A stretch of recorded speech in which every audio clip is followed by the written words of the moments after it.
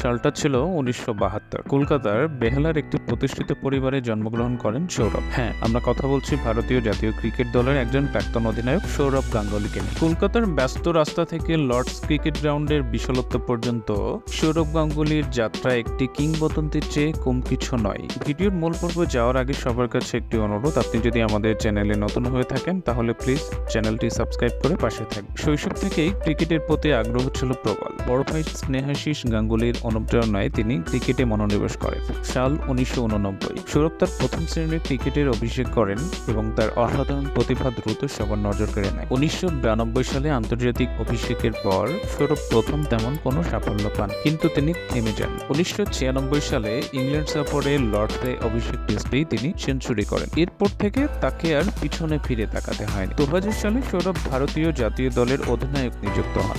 তার নেতৃত্বে ভারতীয় ক্রিকেট দল নতুন উচ্চতায় পৌঁছে যায়। তিনি দলের মধ্যে আক্রমণাত্মক মনোভাব ও জয়ের ইচ্ছাশক্তি সৃষ্টি করেন।